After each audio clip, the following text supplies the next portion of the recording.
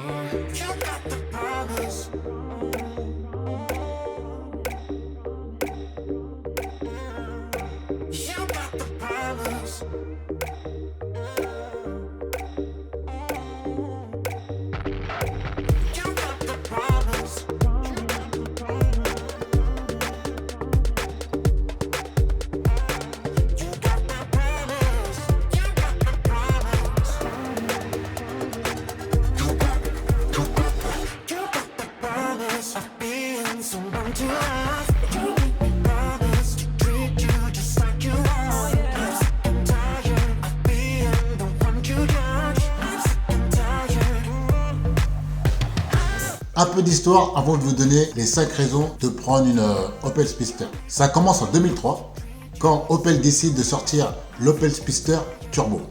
Ils avaient déjà sorti l'Opel Speedster atmosphérique avec le moteur de 150 chevaux. Ils arrivent à sortir un modèle aussi fiable que la Lotus Elise et en plus beaucoup plus puissante avec le moteur turbo qui développe 200 chevaux. Du coup, ils arrêtent la commercialisation du moteur atmosphérique 150 chevaux à cause de l'arrivée de la belle Opel Speedster Turbo 200 chevaux. La première raison d'acheter une Opel Speedster Turbo, c'est performance. Il faut dire qu'avec 200 chevaux turbo et 250 Nm de couple, une voiture qui pèse que 900 kg, ça donne des performances extraordinaires.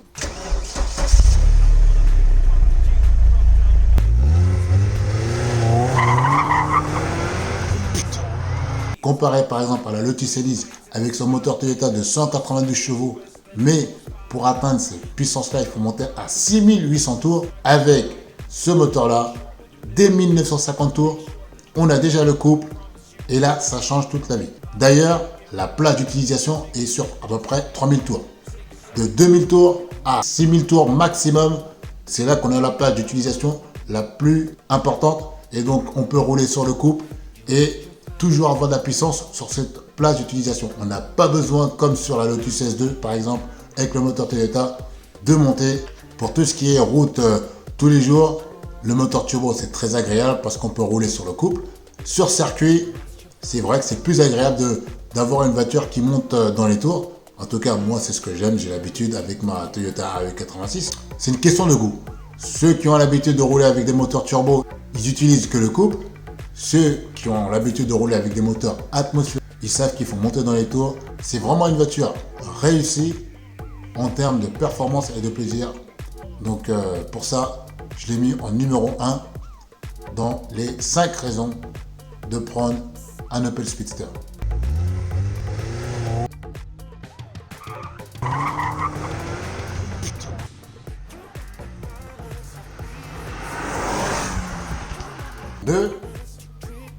La légèreté, ça aide pour plusieurs choses.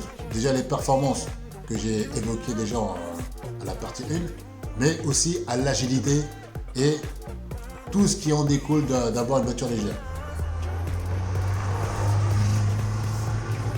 Et aussi niveau consommation, pas besoin que le moteur tire à chaque fois, donc on consomme moins, on utilise moins les pneus, on utilise moins les freins, donc ça donne une voiture économique à l'usage.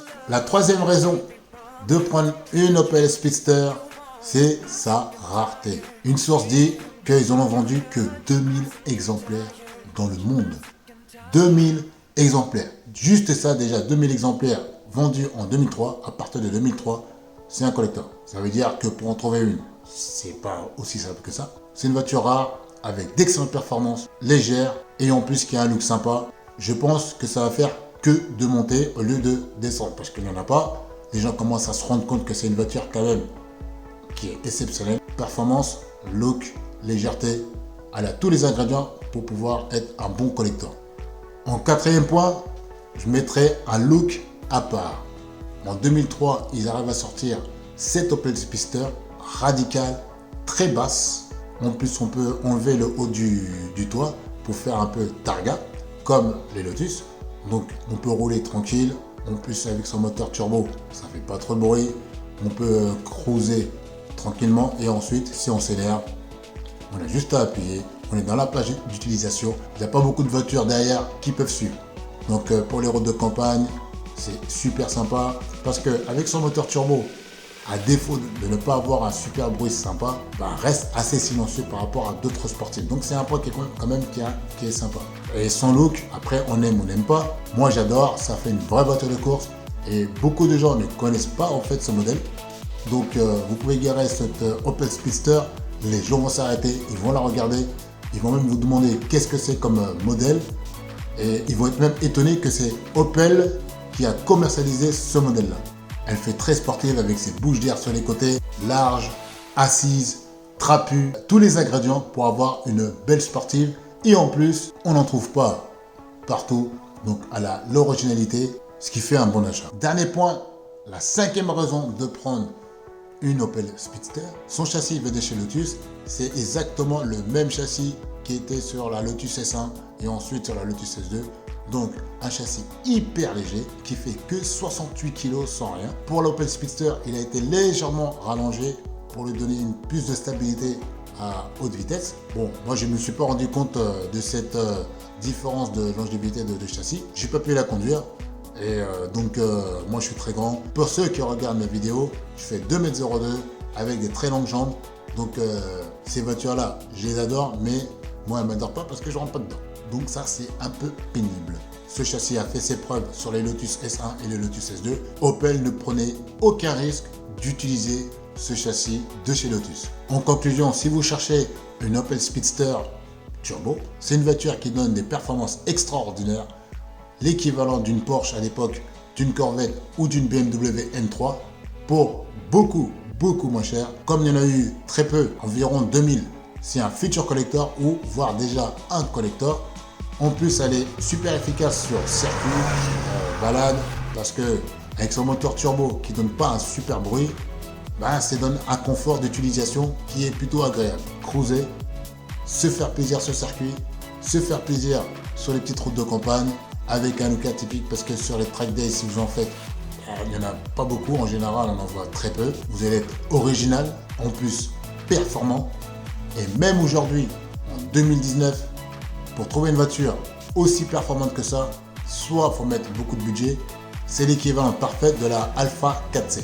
Quand on regarde dans le site d'achat de voitures, c'est dans les 40 50 000 euros suivant le kilométrage, suivant l'état. Une Opel Speedster, même une RHD, vaut quand même de l'argent. Donc ça vaut entre 15 et peut-être 25 000 plus en fonction du kilométrage de l'état. Donc je pense que la Opel Speedster c'est un très bon deal. Surtout je pense que la cote va faire que de monter. Si vous pouvez et vous ne faites pas 2 mètres, il faut l'essayer. Si vous en trouvez une, il faut la prendre. Alors c'est pas une voiture qui est recommandée pour les grands comme moi, ou si vous faites plus d'1m90, 1m92, je vous conseille fortement d'aller essayer, voir si vous êtes à l'aise. J'espère que cette vidéo vous a plu. Si elle vous a plu, en tout cas, n'hésitez pas à mettre un petit pouce bleu et de cocher la cloche de notification pour être au courant de mes autres vidéos qui vont arriver. Donc n'hésitez pas. Merci d'avoir regardé jusqu'au bout. Je vous dis à très bientôt. Salut, ciao.